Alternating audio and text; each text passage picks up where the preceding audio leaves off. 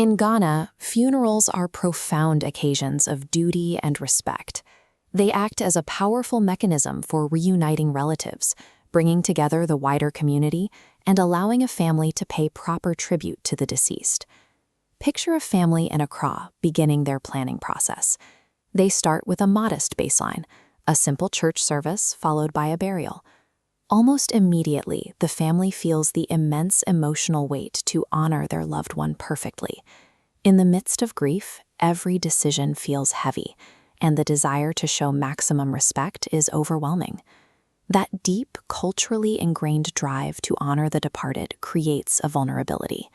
Without a clear financial boundary, the noble intention to show respect can push a grieving family into rapid, severe financial pressure within a matter of days. The escalation usually starts small, through scope creep. One relative focuses heavily on the food. Another suggests adding extra family cloth, while someone else insists on upgrading to premium printed brochures. Then the planning circle widens. Extended family members in Kumasi get involved, and soon requests come in for additional transport, a larger venue, or an extra 100 chairs, usually proposed with the rationale of being prepared just in case. A core operational failure drives this expansion. These new additions are almost always negotiated through scattered verbal promises to various suppliers, rather than being recorded in a single central document. Compounding this is the external social pressure. Families often feel they need to match or even exceed the scale and spectacle of other recent funerals in their community.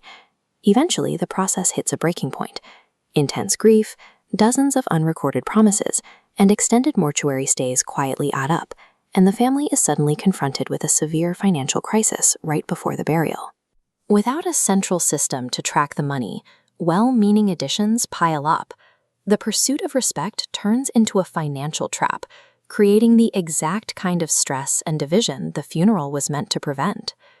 The solution to this spiral is a written funeral budget. A budget is a protective mechanism, a peace plan, that shields the family from unnecessary stress, rather than something that reduces love or dignity. The vital first step is writing down every single potential expense before paying a single supplier. This means capturing the whole picture, from mortuary and body preparation fees all the way down to setting aside a 5% contingency fund for unexpected delays. This chart shows how a family can establish a strict spending ceiling early in the process. By breaking the total budget down, setting clear percentages for burial, hospitality, ceremony, printing, clothing, and contingency, every decision is made within a defined boundary. To manage this checklist effectively, divide it into 3 tiers. The first tier covers the essential costs. These are the non-negotiables the funeral cannot happen without, including mortuary fees, the casket, burial arrangements, and official documentation. The second tier contains important but flexible costs.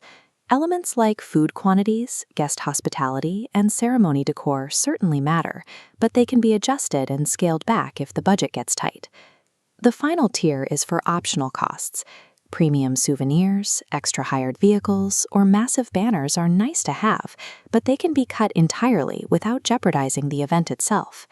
Setting a hard spending ceiling and grouping expenses this way provides clarity. It protects the essential heart of the funeral, ensuring the event happens smoothly without being compromised by the escalating cost of optional luxuries.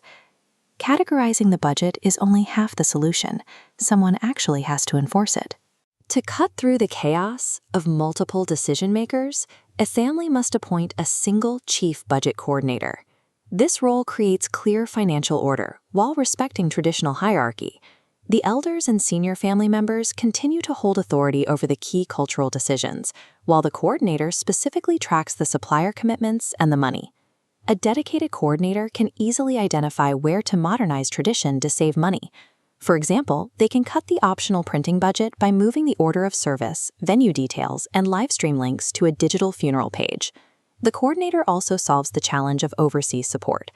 Often, diaspora relatives in London or Toronto send untracked cash to various family members, creating confusion. Setting up a central digital donation link organizes the support instantly. With a digital link and a clear budget summary, Overseas family members can fund specific, targeted categories, like the hearse or the printing, instead of throwing money into a disorganized void. Applying structured project management and digital tools to the process does not disrupt tradition, it preserves it, empowering the family hierarchy with the clear information they need to guide the funeral safely. The budget process does not end on the day of the burial. In the days following, the coordinator and the family elders sit down to review the final ledger together in a calm, transparent setting. They review what was spent, confirm what remains unpaid, and identify exactly which funds need to be securely held for the 1 week or 1 year observance. A pervasive cultural myth suggests that a larger, more expensive funeral equates to greater respect for the deceased, but the reality of managing the aftermath proves otherwise. An event built on financial strain and unrecorded promises usually results in arguments and debt. A calm, well-organized, and transparent process leaves a far more powerful and respectful legacy. Utilizing a strict budget, categorized spending, and digital tools ensures the family remains unified. Practical planning protects family peace, guaranteeing the memory of a loved one remains unburdened for generations to come.